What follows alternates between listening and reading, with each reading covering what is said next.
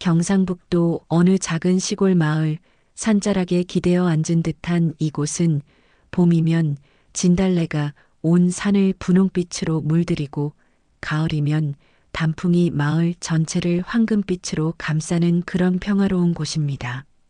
이 마을에서 태어나 평생을 살아온 문춘자는 올해로 73, 구부정한 허리에도 불구하고 여전히 손에 호미를 쥐고 밭을 돌보며 하루하루를 보내고 있었습니다. 춘자의 하루는 새벽 5시에 시작됩니다. 닭 우는 소리와 함께 눈을 뜨면 가장 먼저 하는 일은 마당 한구석에 있는 장독대를 확인하는 것입니다.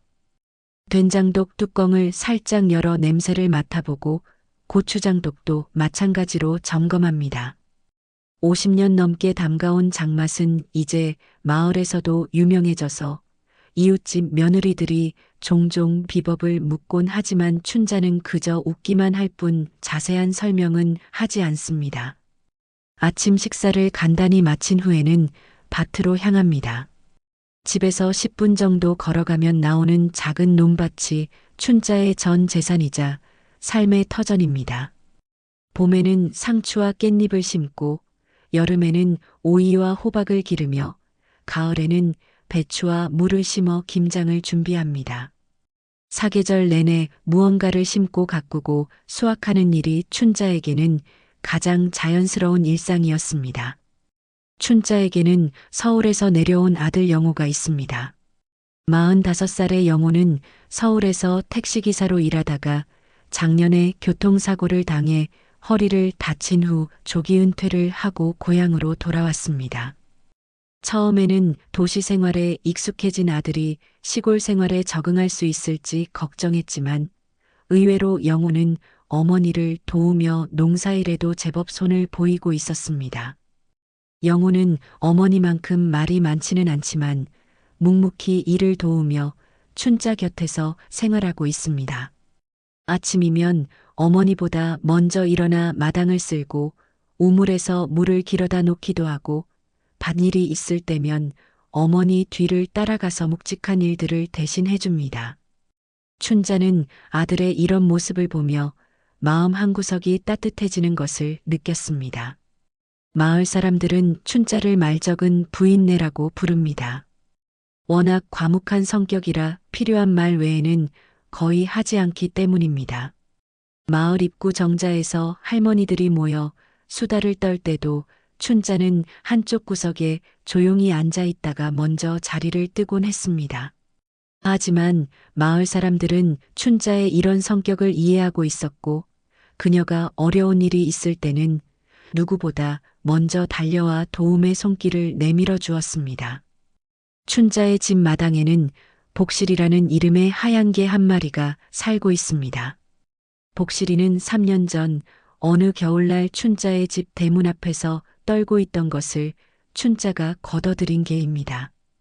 처음에는 사람을 무서워하며 구석에 숨어 있기만 하던 복실이었지만 이제는 춘자와 영호를 가족처럼 따르며 집을 지키는 든든한 동반자가 되었습니다. 복실이는 특히 춘자를 좋아해서 춘자가 밭으로 나갈 때면 꼬리를 흔들며 뒤따라가고 춘자가 일하는 동안에는 밭두렁에 앉아 지켜보곤 했습니다. 가끔 춘자가 호미질을 하다가 잠시 쉴 때면 복실이가 다가와 춘자의 손을 하차주기도 했습니다. 그럴 때마다 춘자는 복실이의 머리를 쓰다듬어주며 작은 미소를 지었습니다. 매년 추석이나 설날이 되면 춘자네 집에는 가족들이 모입니다. 영호의 부인과 아이들, 그리고 멀리 부산에 살고 있는 춘자의 딸 가족까지 함께 모여 성묘를 가는 것이 오랜 전통이었습니다. 춘자의 남편 문상호는 15년 전에 세상을 떠났고 마을 뒷산 중턱에 자리한 묘소에서 영면하고 있습니다. 올해 추석도 어김없이 가족들이 모였습니다. 춘자는 며칠 전부터 성묘 음식을 준비했고 영호는 묘소 주변 풀을 깎고 정리했습니다. 복실이도 성묘길에 함께 따라가는 것이 일상이 되어 있었습니다. 그날도 평소와 다름없이 가족들과 복실이가 함께 뒷산으로 향했습니다. 그런데 그날 평화로워 보이던 일상에 작은 균열이 생기기 시작했습니다. 복실이가 갑자기 이상한 행동을 보이기 시작한 것입니다.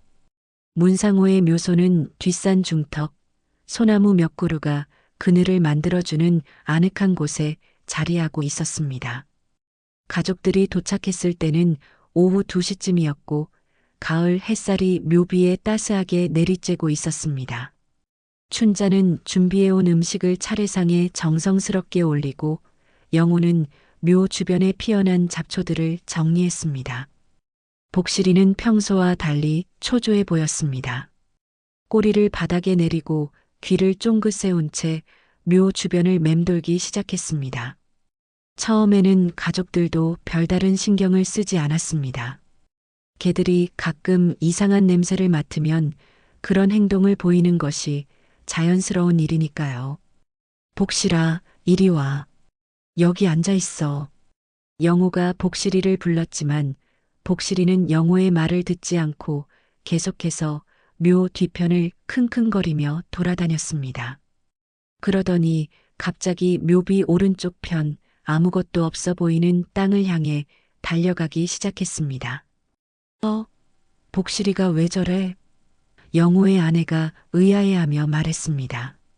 복실이는 그 자리에서 앞발로 땅을 파기 시작했습니다. 처음에는 장난인 줄 알았는데 점점 더 격렬하게 파기 시작하는 것이었습니다. 흙이 사방으로 튀어나가고 복실이의 숨소리가 거칠어졌습니다. 복실아, 그만해. 영호가 급하게 달려가서 복실이를 말렸지만 복실이는 멈추지 않았습니다.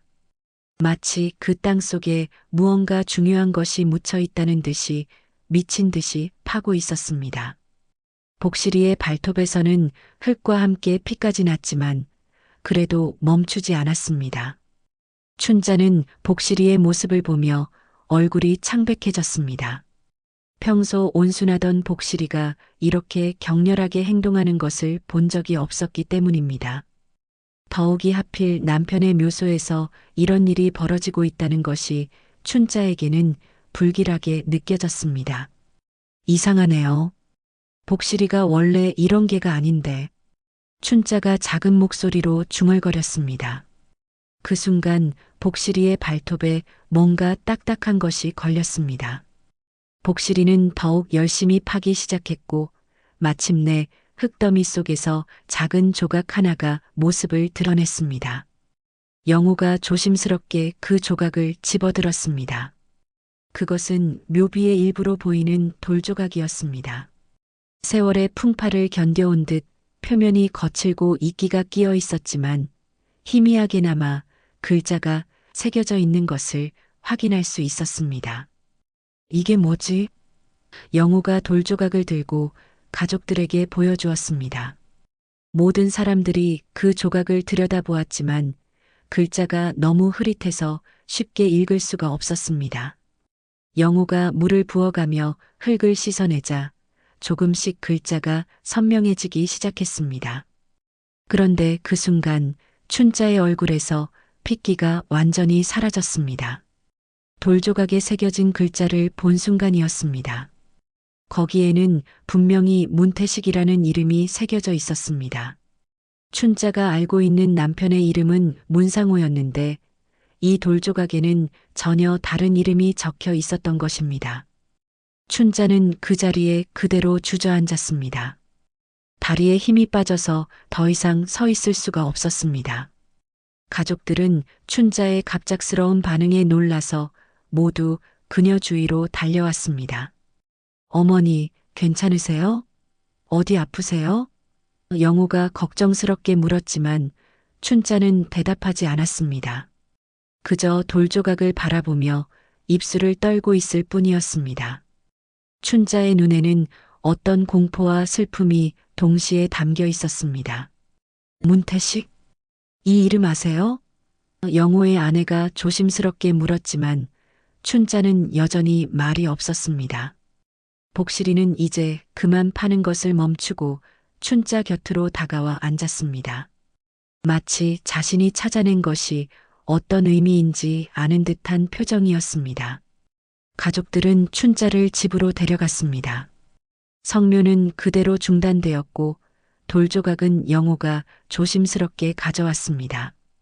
집에 돌아온 후에도 춘자는 계속해서 말이 없었습니다. 평소에도 말이 많지 않던 춘자였지만 이날 이후로는 아예 입을 열지 않게 되었습니다.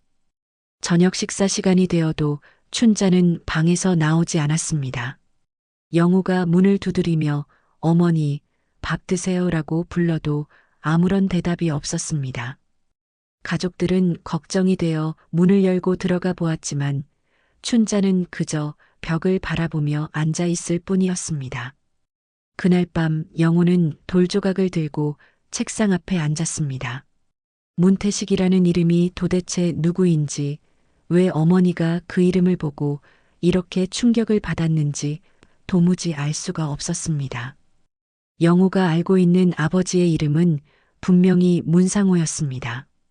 복실이는 그날 밤 내내 춘자의 방 앞에서 누워 있었습니다. 마치 춘자를 지키고 있는 것처럼 보였습니다. 때로는 작은 소리로 끙끙거리기도 했는데 그 소리가 마치 춘자의 마음을 대변하는 것 같았습니다. 그렇게 춘자의 침묵이 시작되었습니다. 춘자의 침묵이 사흘째 계속되고 있었습니다. 평소에도 말이 많지 않던 춘자였지만 이제는 정말로 한마디도 하지 않았습니다. 밥을 차려주면 조용히 먹고 물을 주면 마시지만 어떤 질문에도 대답하지 않았습니다. 영호는 어머니의 이런 모습이 너무나 걱정되어 잠을 이루지 못했습니다. 영호는 문태식이라는 이름에 대해 알아보기로 결심했습니다. 우선 마을에서 가장 오래 살고 있는 이장을 찾아가기로 했습니다. 마을 이장인 김봉수는 올해 78살로 이 마을에서 태어나 평생을 살아온 토박이었습니다. 마을의 모든 일을 꿰뚫고 있는 분이라면 혹시 문태식이라는 이름에 대해 무언가 알고 있을지도 모른다는 생각이었습니다. 이장의 집은 마을 입구에 있는 기와집이었습니다. 영호가 대문을 두드리자 이장이 직접 나와서 맞아주었습니다. 아, 영호 아니냐? 어서 들어와라. 이장은 영호를 반갑게 맞이하며 안채로 안내했습니다. 이장님, 혹시 문태식이라는 분을 아시나요? 영호가 조심스럽게 물었습니다. 그 순간 이장의 얼굴에 미묘한 변화가 일어났습니다. 잠시 말없이 영호를 바라보더니 마치 오래된 기억을 떠올리는 듯한 표정을 지었습니다. 문태식? 그 이름을 왜 갑자기 묻는 거냐? 이장의 목소리에는 당황스러움이 섞여 있었습니다. 영호는 성묘 때 있었던 일을 자세히 설명했습니다. 복실이가 파낸 돌조각과 그 조각에 새겨진 이름, 그리고 그것을 본 어머니의 반응까지 모든 것을 이야기했습니다. 이장은 영호의 이야기를 들으며 깊은 한숨을 내쉬었습니다.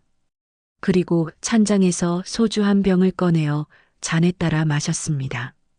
평소 술을 즐기지 않던 이장이 대낮에 술을 마시는 모습이 영호에게는 의외였습니다. 그 돌조각, 혹시 가져왔냐? 이장이 물었습니다. 영호는 품에서 돌조각을 꺼내어 이장에게 보여주었습니다. 이장은 돌조각을 받아들고 한참 동안 들여다보았습니다.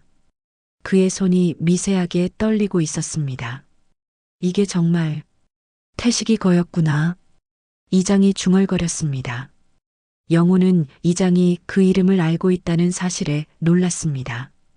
이장님, 문태식이 누구입니까? 우리 어머니와 어떤 관계인가요? 이장은 또 한 잔의 술을 들이켰습니다. 그리고 마치 무거운 결심을 내리듯 영호를 바라보며 입을 열기 시작했습니다. 너희 어머니, 춘자는 젊을 때 이 동네에서 제일 아름다웠다. 그 시절 춘자를 좋아하지 않는 총각이 없었을 정도였지.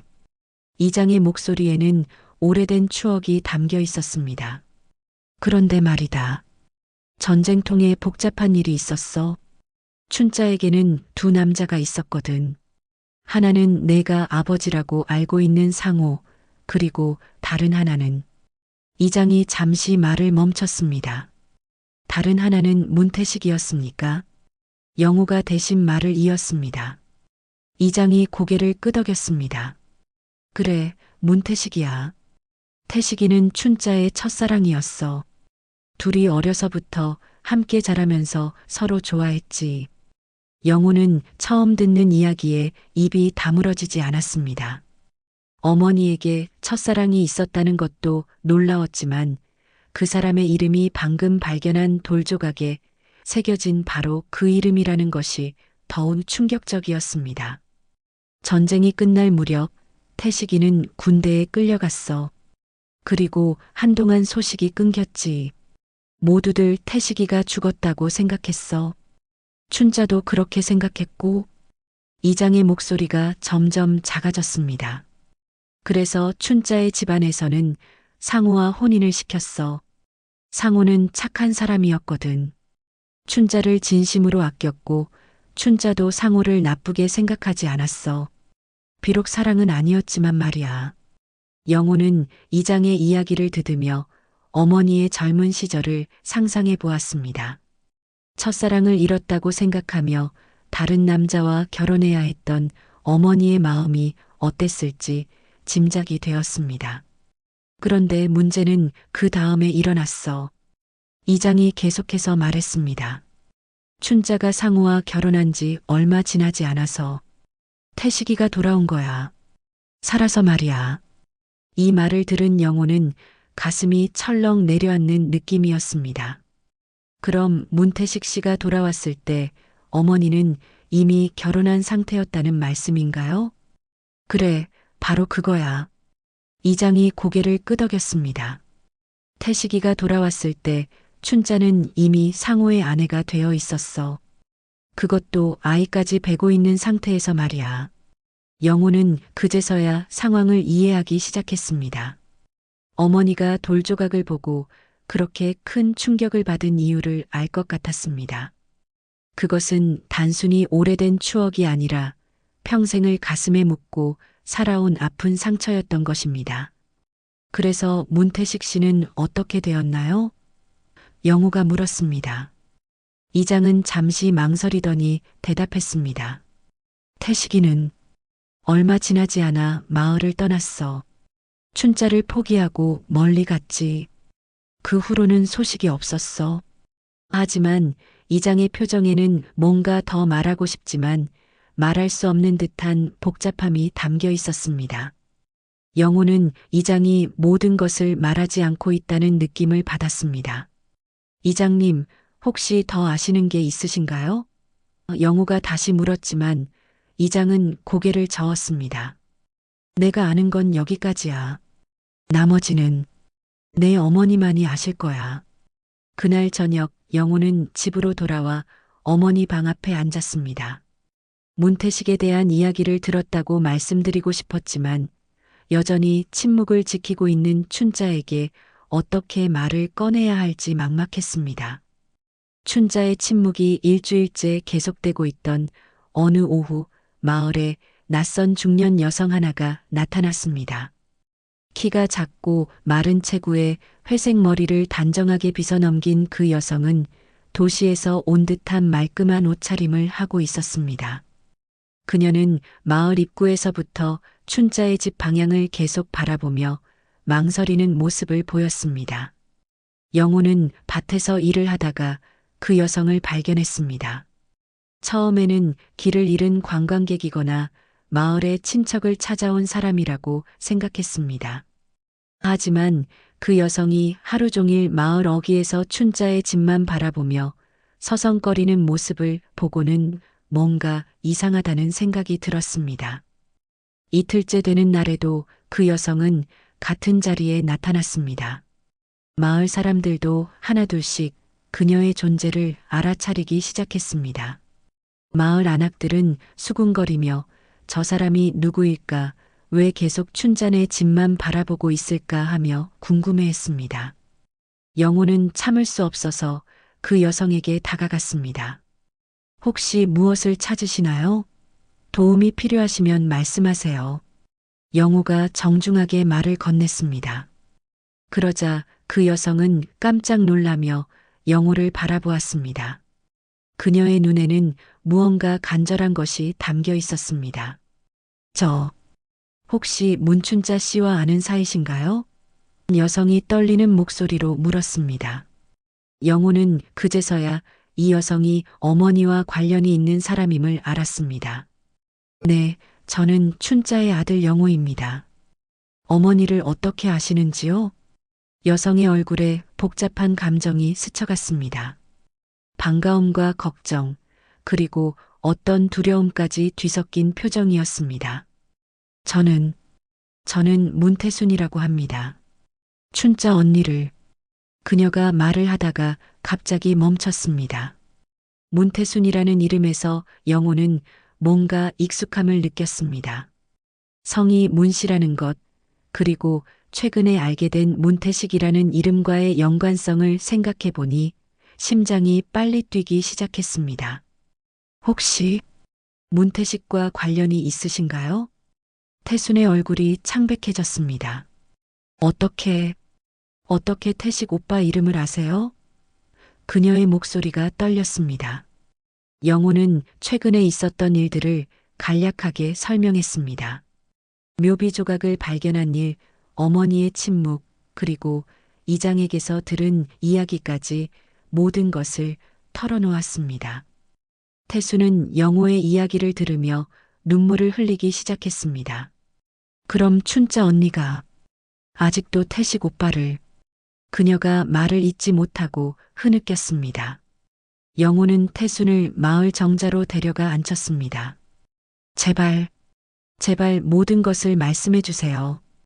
어머니가 왜 이렇게 되었는지 알고 싶습니다. 영호가 간청했습니다. 태수는 한참 동안 망설이더니 입을 열기 시작했습니다. 태식 오빠는 제 친오빠입니다. 춘자 언니와는 어려서부터 정혼한 사이였어요. 태순의 고백이 시작되었습니다. 두 사람은 정말 사랑했어요. 마을에서도 모르는 사람이 없을 정도로 아름다운 연인이었죠. 영호는 이장에게서 들었던 이야기와 비슷하지만 더 구체적인 내용을 듣게 되었습니다. 태순의 입에서 나오는 이야기는 마치 오래된 소설처럼 들렸습니다. 태식 오빠가 21살 때 전쟁이 터지면서 징집을 당했어요. 춘자 언니는 18살이었죠. 하지만 오빠가 떠나기 전에 태순이 잠시 말을 멈췄습니다. 두 사람 사이에 아이가 생겼어요. 영호는 그 말을 듣는 순간 가슴이 철렁 내려앉았습니다. 아이가 생겼다고요? 네, 춘자 언니가 임신을 한 거예요. 하지만 그 사실을 알기도 전에 태식 오빠는 군대에 끌려갔어요.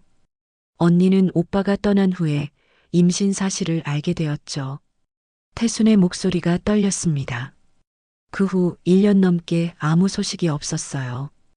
가끔 징집되었던 사람들이 돌아와도 태식 오빠에 대한 소식은 들을 수 없었죠. 그러다가 2년 후 여름 오빠와 함께 입대했던 마을 청년 박순이가 돌아왔어요.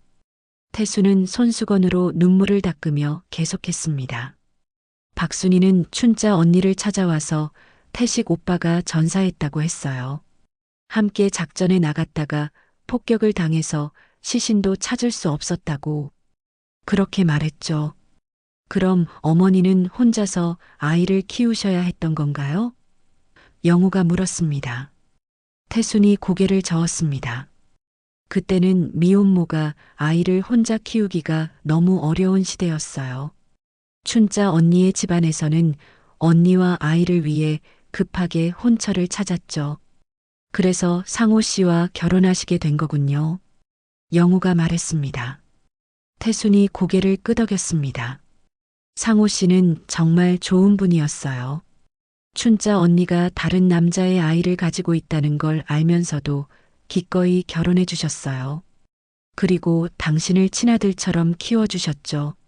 하지만 진짜 충격적인 이야기는 그 다음이었습니다. 그런데 당신이 2살 때 태식 오빠가 돌아왔어요. 살아서요. 알고 보니 박순이가 잘못 알고 있었던 거였어요. 영호는 그 말을 듣는 순간 온몸에 소름이 돋았습니다. 자신의 친아버지가 살아서 돌아왔을 때 어머니의 심정이 어땠을지, 그리고 상호 아버지의 마음은 또 어땠을지 상상이 되었습니다. 그럼 문태식 씨가 돌아왔을 때 저를 보시고 영호가 떨리는 목소리로 물었습니다. 태순이 눈물을 흘리며 대답했습니다. 태식 오빠는 당신을 보자마자 자신의 아들임을 알아봤어요. 당신이 어렸을 때 오빠와 정말 똑같이 생겼거든요. 하지만 오빠는 춘자 언니를 원망하지 않았어요. 오히려 언니와 당신을 지켜주고 싶다고 했죠.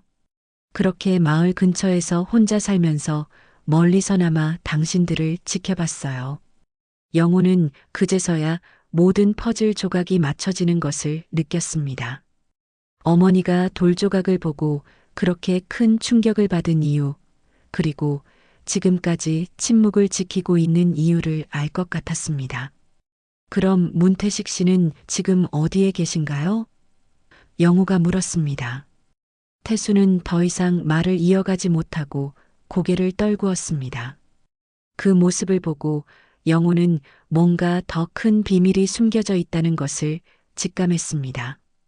그날 밤 영호는 잠을 이루지 못했습니다. 자신의 진짜 아버지가 문태식이라는 충격적인 사실과 아직 밝혀지지 않은 진실이 더 있다는 예감이 그를 불안하게 만들었습니다. 복실이는 그날 밤에도 춘자의 방 앞에서 지키고 있었습니다. 그리고 마치 영호의 혼란스러운 마음을 알아주는 것처럼 작은 소리로 끙끙거렸습니다. 태순과의 만남 이후 영호는 며칠 동안 마음의 평정을 찾을 수 없었습니다. 자신의 진짜 아버지가 문태식이라는 충격적인 사실을 알게 된 것도 큰 충격이었지만 아직도 해결되지 않은 의문들이 영호를 괴롭혔습니다. 문태식은 지금 어디에 있는 것일까? 왜 태수는 그 질문에 대답하지 못했을까? 그리고 어머니는 왜 이렇게까지 침묵을 지키고 계시는 걸까? 영호는 어머니에게 태순을 만난 이야기를 해드리고 싶었지만 어떻게 시작해야 할지 몰라 망설이고 있었습니다. 춘자는 여전히 말을 하지 않은 채 일상을 이어가고 있었습니다. 밥을 먹을 때도 밭에 나갈 때도 조용히 움직일 뿐이었습니다. 하지만 가끔 영호를 바라보는 춘자의 눈에는 깊은 슬픔과 함께 무언가를 간절히 전하고 싶어 하는 표정이 담겨 있었습니다. 영호는 참을 수 없어서 춘자 앞에 앉았습니다. 어머니, 저에게는 진실을 알 권리가 있습니다. 문태식이 누구인지, 그리고 저와 어떤 관계인지 말씀해 주세요. 영호가 간절하게 말했지만 춘자는 여전히 입을 열지 않았습니다. 다만 눈에서 눈물이 흘러내릴 뿐이었습니다. 태순이라는 분을 만났습니다. 문태식의 여동생이라고 하더군요. 영호가 말하자 춘자의 몸이 크게 떨렸습니다. 춘자는 영호를 바라보며 입술을 달싹거렸지만 여전히 말을 하지는 않았습니다. 영호는 마을 이장을 다시 찾아갔습니다. 이번에는 더 구체적인 질문을 던지기로 했습니다. 이장님, 문태식이 마을에 돌아온 후에 어떻게 되었는지 정확히 알려주세요. 더 이상 숨기지 말고 모든 것을 말씀해 주세요. 이장은 영호의 진지한 표정을 보고는 깊은 한숨을 내쉬었습니다. 정말 알고 싶으냐? 알고 나면 더 괴로울 수도 있는데. 이장의 목소리에는 걱정이 담겨 있었습니다. 네, 알고 싶습니다. 진실이 아무리 아프더라도 알아야 합니다. 영호가 단호하게 대답했습니다. 이장은 잠시 망설이더니 입을 열기 시작했습니다. 태식이가 돌아온 후 그 사람은 마을을 떠나지 않았어. 춘자와 너를 멀리서라도 지켜보고 싶다고 했지. 그래서 마을에서 조금 떨어진 산 중턱에 작은 오두막을 짓고 혼자 살았어. 그럼 문태식이 마을 근처에서 살고 있었다는 말씀인가요? 영우가 놀라며 물었습니다. 그래, 몇 년 동안 그렇게 살았지. 가끔 마을에 내려와서 너희 모습을 멀리서 지켜보곤 했어. 특히 내가 학교에 다닐 때는 등하교길을 따라다니며 지켜보기도 했고, 이장의 목소리가 점점 작아졌습니다. 영우는 그 말을 듣고 충격을 받았습니다. 자신의 친아버지가 그렇게 가까운 곳에서 자신을 지켜보고 있었다는 사실을 이제야 알게 된 것입니다. 그럼 지금도 그곳에 계신 건가요? 영우가 물었습니다. 이장은 고개를 저었습니다. 태식이는 10년 전에 세상을 떠났어. 몸이 많이 아프더니 결국 이장이 말을 잇지 못했습니다. 영우는 그 말을 듣고 머리가 하얘졌습니다. 자신의 친아버지가 이미 세상을 떠났다는 사실을 받아들이기 어려웠습니다. 그럼 문태식의 묘는 어디에 있나요? 그게 이장이 주저하며 말했습니다. 태식이는 죽기 전에 자신을 깊이 묻어달라고 했어. 아무도 찾을 수 없는 곳에 말이야. 춘자가 자신 때문에 더 이상 괴로워하지 않기를 바란다고 했거든. 영우는 이장의 이야기를 듣고 복잡한 심정이 되었습니다. 춘자를 생각하는 태식의 마음은 이해가 되었지만 동시에 자신의 친아버지의 무덤조차 찾을 수 없다는 현실이 안타까웠습니다. 그날 저녁 영호는 이장에게서 들은 이야기를 혼자 곰곰이 생각해 보았습니다. 복실이가 처음에 파낸 묘비 조각이 어디서 온 것인지, 그리고 왜 하필 그 시기에 발견되었는지 의문이 들었습니다. 이튿날 아침 영호는 복실이와 함께 뒷산으로 올라갔습니다. 혹시 태식과 관련된 흔적을 더 찾을 수 있을지 모른다는 생각에서였습니다. 복실이는 마치 영호의 마음을 아는 듯 앞장서서 산길을 오르기 시작했습니다. 한참을 오르다 보니 상호의 묘소 근처에 도착했습니다. 복실이는 그곳에서 멈춰서더니 다시 킁킁거리며 냄새를 맡기 시작했습니다. 그러더니 갑자기 묘소에서 조금 떨어진 야산 쪽으로 달려가기 시작했습니다. 복실아, 어디 가는 거야? 영우가 복실이를 따라가며 말했습니다. 복실이는 야산의 한 지점에서 멈춰서더니 다시 땅을 파기 시작했습니다. 이번에는 저번보다 더 격렬하게 마치 무언가 중요한 것을 찾아야 한다는 듯이 필사적으로 파고 있었습니다. 영우는 복실이의 행동을 지켜보며 가슴이 두근거렸습니다. 혹시 이곳이 태식과 관련된 곳은 아닐까 하는 생각이 들었습니다. 복실이가 파낸 흙더미에서 뭔가 하얀 것이 보이기 시작했습니다. 영우가 가까이 다가가서 자세히 보니 그것은 사람의 뼈로 보이는 것들이었습니다. 그리고 그 뼈들 사이에서 낡은 가죽으로 된 작은 수첩 하나가 발견되었습니다. 영우는 떨리는 손으로 그 수첩을 집어들었습니다.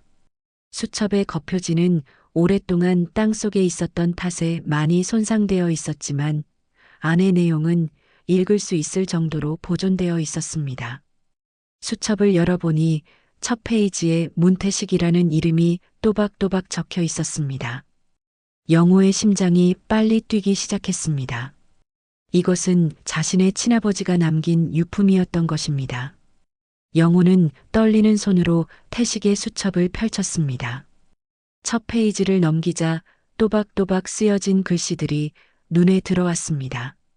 수첩에는 일기 형식으로 태식의 마음이 고스란히 담겨 있었습니다. 1953년 8월 15일. 드디어 고향에 돌아왔다. 살아서 춘자를 다시 볼 수 있다는 기쁨으로 마을 어귀까지 뛰어왔다.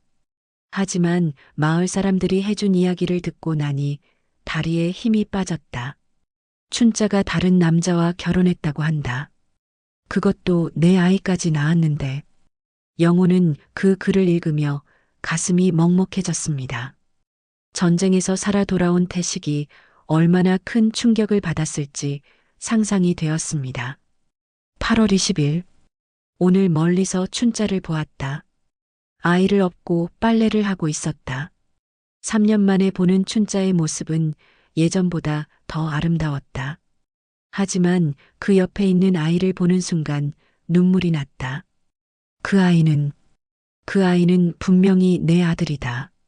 내가 어렸을 때와 똑같이 생겼다. 영호는 이 부분을 읽으며 깊은 충격을 받았습니다. 태식이 자신을 처음 보았을 때의 심정이 고스란히 담겨 있었습니다. 수첩을 계속 읽어나가자 더욱 가슴 아픈 내용들이 나왔습니다. 9월 10일. 오늘 영호가 나를 보고 웃었다. 아직 말도 제대로 못하는 어린아이지만 그 미소는 세상에서 가장 아름다웠다. 내 아들이지만 아버지라고 말할 수 없는 이 현실이 너무 아프다. 9월 23일. 춘자와 눈이 마주쳤다. 그녀의 눈에는 미안함과 그리움이 동시에 담겨 있었다. 나는 그녀에게 손을 흔들어 주었다. 괜찮다는 뜻으로. 우리는 서로를 사랑하지만 이제는 다른 길을 가야 한다는 것을 둘 다 알고 있다. 영호는 이런 내용들을 읽으며 눈물이 났습니다. 태식과 춘자 그리고 상호 세 사람 모두가 얼마나 고통스러웠을지 상상이 되었습니다. 수첩의 마지막 부분에는 이런 내용이 적혀 있었습니다. 춘자야, 널 원망하지 않는다. 그저 널 다시 보는 이 삶이 기적이었다. 우리의 아들 영호가 건강하게 자라는 것을 보는 것만으로도 충분했다. 영호는 수첩을 다 읽고 나서 한참 동안 그 자리에 서 있었습니다. 복실이는 영호 곁에 조용히 앉아서 주인의 슬픔을 함께 나누고 있었습니다. 태식의 수첩을 품에 안고 집으로 돌아온 영호는 춘자 앞에 앉았습니다. 더 이상 미룰 수 없다고 생각했습니다. 춘자는 영호가 무언가를 들고 온 것을 보고 불안한 표정을 지었습니다. 어머니, 영호가 조심스럽게 말을 꺼냈습니다. 이것을 찾았습니다. 영호가 태식의 수첩을 춘자 앞에 놓자 춘자의 얼굴이 순식간에 창백해졌습니다. 춘자는 떨리는 손으로 수첩을 집어들었습니다. 수첩을 보는 순간 춘자의 눈에서 눈물이 흘러내리기 시작했습니다. 50년 넘게 마음속에 묻어두었던 기억들이 한꺼번에 되살아나는 것 같았습니다. 춘자는 수첩을 가슴에 꼭 안고 흐느끼기 시작했습니다. 그동안 말을 하지 않던 춘자가 처음으로 소리를 내어 울었습니다. 영호는 어머니의 그런 모습을 보며 마음이 아팠습니다. 한참을 운 후에 춘자가 마침내 입을 열었습니다. 영호야. 춘자의 목소리는 쉬어 있었지만 분명했습니다. 미안하다. 정말 미안하다. 어머니, 이제 모든 것을 말씀해 주세요. 영호가 부드럽게 말했습니다. 춘자는 고개를 끄덕이며 눈물을 닦았습니다. 영호야, 넌 상호의 아들이 아니다. 춘자의 고백이 시작되었습니다. 영호는 이미 알고 있던 사실이었지만 어머니의 입에서 직접 듣는 것은 다른 무게감이 있었습니다. 그럼 저는 누구의 아들인가요? 영호가 물었습니다. 춘자는 태식의 수첩을 바라보며 대답했습니다. 태식? 내 친아버지는 태식이야. 춘자의 목소리에는 오랫동안 숨겨왔던 비밀을 털어놓는 해방감과 동시에 깊은 슬픔이 담겨 있었습니다. 왜 지금까지 말씀하지 않으셨어요? 왜 이제야? 영호의 목소리에는 원망보다는 안타까움이 담겨 있었습니다. 춘자는 깊은 한숨을 내쉬며 이야기를 시작했습니다. 태식이가 전쟁에서 돌아왔을 때 나는 이미 상호와 결혼한 상태였고 너는 갓 태어난 아기였다. 태식이는 너를 보자마자 자신의 아들임을 알아봤어. 하지만 우리는 어떻게 할 수 없었다. 나는 이미 상호의 아내였고 상호는 너를 친아들처럼 사랑했거든. 태식이도 그것을 알았기 때문에 더 이상 우리를 괴롭히지 않으려고 했어. 춘자의 얼굴에는 그때의 고통이 그대로 드러나 있었습니다. 태식이는 마을 근처에서 우리를 멀리서 지켜보며 살았다. 내가 학교에 갈 때면 몰래 따라가서 안전한지 확인하고 아플 때면 밤늦게 집 앞까지 와서 괜찮은지 살펴보곤 했어. 영호는 그 이야기를 들으며 가슴이 뭉클해졌습니다. 자신의 친아버지가 그렇게 가까운 곳에서 자신을 지켜보고 있었다는 사실을 이제야 알게 된 것입니다. 그럼 아버지는 모든 것을 알고 계셨던 건가요? 영호가 물었습니다. 춘자가 고개를 끄덕였습니다. 상호는 처음부터 모든 것을 알고 있었어. 내가 태식의 아들이라는 것도, 내가 태식을 잊지 못한다는 것도. 하지만 상호는 한 번도 그것을 문제 삼지 않았다. 오히려 너를 더욱 아껴주었지. 춘자는 잠시 말을 멈추고 태식의 수첩을 다시 바라보았습니다. 상호가 죽기 전에 나에게 말했어. 내가 성인이 되면 진실을 알려주라고. 하지만 나는 그럴 용기가 없었다. 내가 상처받을까봐. 어머니, 영호가 춘자의 손을 잡았습니다. 이제 모든 것을 다 말씀해 주세요. 더 이상 혼자서 그 무거운 짐을 지지 마세요. 춘자는 영호의 따뜻한 손을 느끼며 마음의 문을 완전히 열었습니다. 50년 동안 가슴 깊이 묻어두었던 모든 이야기를 털어놓기 시작했습니다. 태식과의 첫 만남, 전쟁 중의 이별, 그리고 그가 돌아온 후의 고통스러운 재회까지 모든 것을 말했습니다. 해가 지고 어둠이 내릴 때까지 모자는 그렇게 이야기를 나누었습니다. 춘자의 얼굴에는 오랜만에 평화로운 미소가 번졌습니다. 50년간 가슴에 묻어두었던 비밀을 털어놓은 후의 해방감이었습니다. 춘자와 영호가 모든 진실을 나눈 지 사흘이 지났을 때 마을에는 또 다른 변화가 찾아왔습니다. 태순이 다시 마을에 나타난 것입니다.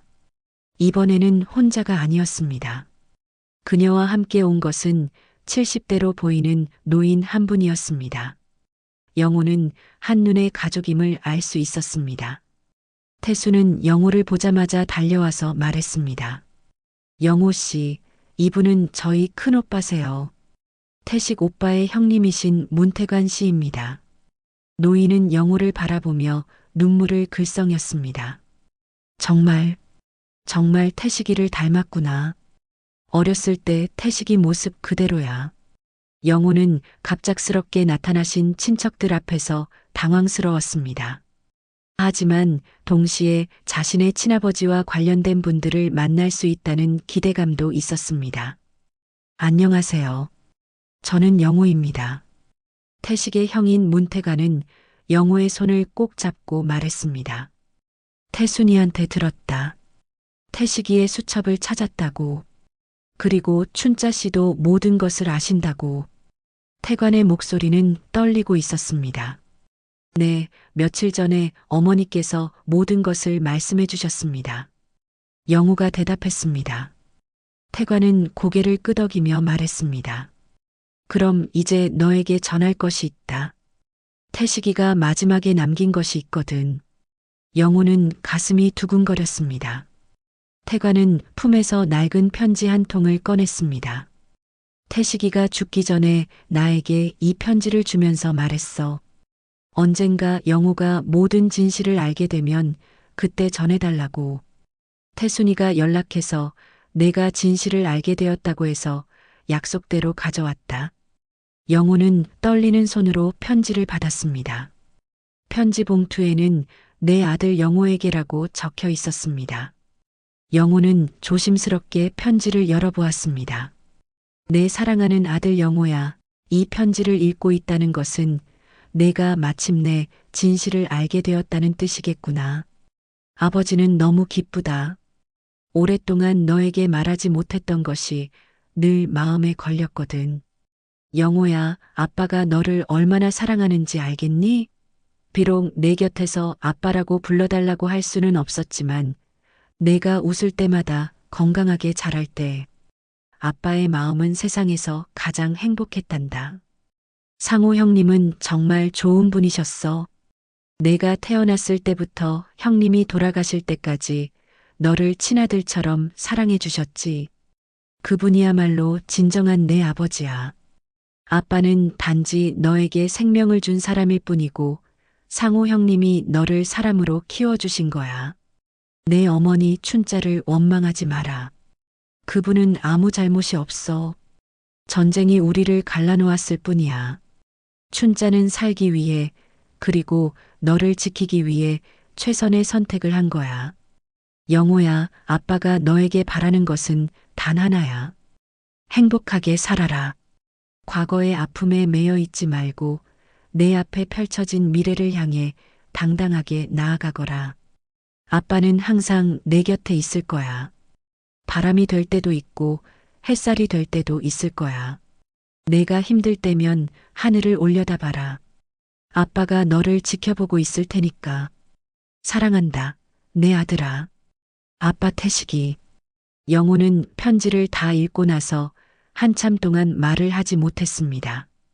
눈물이 멈추지 않았습니다. 태광과 태순도 함께 눈물을 흘렸습니다. 이때 춘자가 집에서 나왔습니다. 춘자는 태관을 보자마자 깜짝 놀랐습니다. 태관 오빠, 태관 오빠 맞으세요? 춘자의 목소리가 떨렸습니다. 춘자야. 태관도 감격스러워했습니다. 그동안 고생이 많았지. 춘자는 태관 앞에 서서 고개를 숙였습니다. 죄송해요. 태식이를 지켜주지 못해서. 춘자가 흐느꼈습니다. 태관은 춘자의 어깨를 가볍게 두드렸습니다. 무슨 소리야? 내가 뭘 잘못했다고. 너도 피해자였어. 전쟁이 모든 걸 망가뜨린 거야. 영호는 태관에게 물었습니다. 큰아버지, 그럼 아버지가 돌아가실 때 곁에 계셨던 건가요? 태관은 고개를 저었습니다. 아니야. 태식이는 마지막까지 혼자였어. 다만 죽기 며칠 전에 나를 찾아와서 이 편지를 맡기고 갔지. 그때가 마지막이었어. 태관의 목소리에는 깊은 후회가 담겨 있었습니다. 태식이는 자신이 죽는다는 걸 알고 있었나 봐. 몸이 많이 아팠거든. 전쟁 중에 입은 상처가 악화되어서. 태관이 말을 잇지 못했습니다. 태순이 이야기를 이어갔습니다. 태식 오빠는 마지막까지 영호 씨와 춘자 언니를 걱정했어요. 자신 때문에 두 분이 힘들어하지 않기를 바란다고 하시면서 그날 오후 네 사람은 태식의 유해가 발견된 곳으로 함께 올라갔습니다. 복실이도 함께 따라왔습니다. 그곳에서 그들은 간소한 추도식을 올렸습니다. 태관이 먼저 말했습니다. 태식아, 내 아들이 이렇게 훌륭하게 자랐다. 내가 자랑스러워할 만한 아들이야. 태순이 이어서 말했습니다. 오빠, 이제 편히 쉬세요. 영호가 모든 진실을 알았으니까 더 이상 걱정하지 마세요. 춘자는 울면서 말했습니다. 태식아, 미안했어. 늘 고마웠어. 내가 우리를 지켜줘서. 마지막으로 영호가 말했습니다. 아버지. 처음으로 아버지라고 불러봅니다.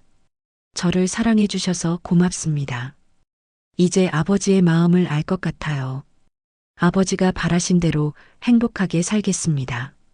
추도식이 끝난 후 태관은 영호에게 말했습니다. 영호야, 우리는 서울에 살고 있어.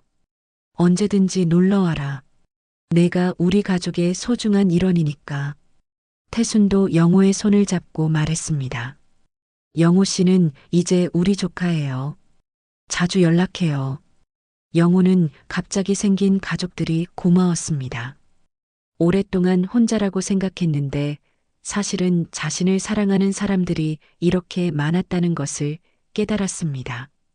그날 저녁 태광과 태순이 서울로 돌아간 후 영호와 춘자는 오랜만에 편안한 마음으로 저녁을 먹었습니다. 춘자의 얼굴에는 평화로운 표정이 스며들었습니다. 영호야, 춘자가 말했습니다. 이제 정말 모든 게 끝난 것 같구나. 네, 어머니. 이제 우리는 새로운 시작을 할 수 있을 것 같아요. 영우가 대답했습니다. 복실이는 두 사람 사이에 앉아서 꼬리를 흔들었습니다. 마치 모든 일이 잘 해결되었다는 것을 아는 것처럼 말입니다. 그날 밤 영우는 창문을 열고 하늘을 올려다보았습니다. 별들이 유난히 밝게 빛나고 있었습니다. 영우는 그 별들 중 하나가 자신을 지켜보고 있는 아버지 태식이라고 생각했습니다. 태광과 태순이 떠난 다음 날 영우는 일찍 일어나 밭으로 나갔습니다. 오랜만에 마음이 평온했습니다. 지난 몇 주 동안 쌓였던 의문들이 모두 풀렸고 어머니도 다시 말을 하기 시작하셨습니다. 무엇보다 자신의 정체성에 대한 혼란이 사라진 것이 가장 큰 변화였습니다. 복실이는 영우 곁에서 꼬리를 흔들며 뛰어다녔습니다. 예전처럼 땅을 파거나 이상한 행동을 하지 않았습니다.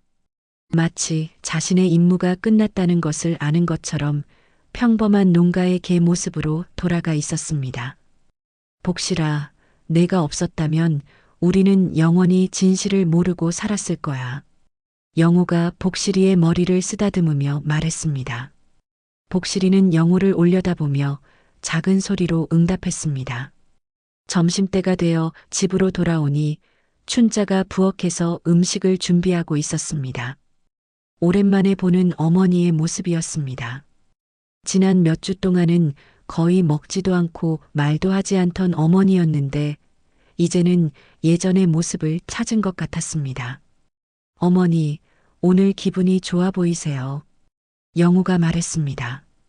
춘자는 미소를 지으며 대답했습니다. 응, 정말 오랜만에 마음이 편안하구나. 마치 무거운 짐을 내려놓은 것 같아. 저도 그래요. 이제야 제가 누구인지 알 것 같아요. 영우가 말했습니다. 춘자는 영우를 바라보며 말했습니다. 영우야, 넌 태식의 아들이기도 하고 상호의 아들이기도 해. 두 분 모두 널 사랑했으니까. 그날 오후 영우는 태식의 수첩을 다시 꺼내 읽어보았습니다. 처음 읽었을 때와는 다른 감정이 들었습니다. 이제는 아버지의 마음을 이해할 수 있었습니다.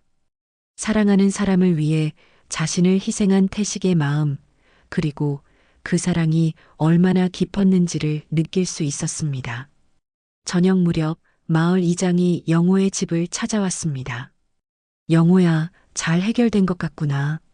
춘자 씨도 다시 말을 하시고 이장의 얼굴에는 안도의 표정이 떠올라 있었습니다. 네, 이장님. 모든 진실을 알게 되어서 오히려 마음이 편해졌습니다. 영우가 대답했습니다. 이장은 고개를 끄덕이며 말했습니다. 그래, 진실을 아는 것이 때로는 아프지만 모르고 사는 것보다는 낫지. 이장님, 그동안 저희를 위해 애써주셔서 고맙습니다. 혼자서 그 무거운 비밀을 간직하고 계시느라 힘드셨을 텐데. 영우가 감사의 인사를 드렸습니다. 이장은 손을 저으며 말했습니다. 무슨 소리야? 이 마을 사람들은 모두 가족 같은 사이인데. 그리고 태식이도 상호도 모두 좋은 사람들이었어. 그들의 이야기가 이렇게 아름답게 마무리되어서 나도 기쁘다. 그날 밤 영우는 상호의 묘소를 찾아갔습니다. 아버지. 영우가 묘비 앞에 앉으며 말했습니다. 이제 모든 것을 알게 되었습니다. 제가 태식 아버지의 친아들이라는 것도, 그리고 아버지가 그것을 알면서도 저를 친아들처럼 사랑해 주셨다는 것도. 바람이 불어와 나뭇잎들이 바스락거렸습니다. 영우는 그것이 상호의 답변인 것처럼 느꼈습니다. 아버지, 저는 정말 행복한 사람인 것 같습니다. 두 분의 아버지에게서 사랑을 받았으니까요. 태식 아버지는 멀리서 저를 지켜보며 사랑해 주셨고, 아버지는 가까이서 저를 키우며 사랑해 주셨죠. 영우는 잠시 말을 멈추고 하늘을 올려다보았습니다. 별들이 반짝이고 있었습니다. 앞으로 어머니를 잘 모시고 살겠습니다. 그리고 두 아버지가 자랑스러워할 만한 사람이 되도록 노력하겠습니다. 영호의 목소리에는 결심이 담겨 있었습니다. 집으로 돌아오는 길에 영호는 마을 전체를 내려다보았습니다. 조용한 시골 마을이었지만 이곳에는 깊은 사랑의 이야기들이 숨어 있었습니다. 전쟁이 만들어낸 비극이지만 동시에 사랑이 만들어낸 기적이기도 했습니다. 며칠 후 영호는 서울에 있는 태광과 태순에게 전화를 해서 자신의 근황을 알리고 언젠가 서울에 가서 만나 뵙겠다고 전했습니다. 그리고 마을에서 농사를 지으며 어머니를 모시겠다는 자신의 계획도 전했습니다. 춘자는 영호의 결정을 기뻐했습니다. 영호야, 내가 이곳에 남아줘서 고맙다. 이제 정말 새로운 시작을 할 수 있을 것 같구나. 어머니가 혼자 계실 수는 없죠. 그리고 저는 이 마을이 좋아요. 두 아버지의 추억이 있는 곳이니까요. 영호가 대답했습니다. 그해 가을, 영호는 태식의 유해를 정식으로 안장하기로 결정했습니다. 춘자와 상의한 결과 상호의 묘소 근처에 작은 묘를 만들기로 했습니다. 이장과 마을 사람들도 모두 동참했습니다. 안장식 날 태광과 태순도 서울에서 내려왔습니다. 마을 사람들이 모두 모인 가운데 태식을 위한 마지막 예식이 치러졌습니다. 영호는 태식의 묘비에 이렇게 적었습니다. 사랑하는 아버지 문태식, 멀리서도 가족을 사랑한 분. 예식이 끝난 후 영호는 두 아버지의 묘소 사이에 서 있었습니다. 한쪽에는 자신을 키워준 상호가, 다른 한쪽에는 자신을 낳아준 태식이 잠들어 있었습니다. 이제 두 아버지 모두 편히 쉬실 수 있을 것 같습니다. 영호가 중얼거렸습니다. 복실이가 영호 곁으로 다가와 조용히 앉았습니다. 그리고 두 묘소를 번갈아 바라보며 작은 소리로 울었습니다. 마치 작별 인사를 하는 것 같았습니다. 그날 저녁 가족들과 친척들이 모여 저녁을 먹었습니다. 오랜만에 집안에 웃음소리가 가득했습니다.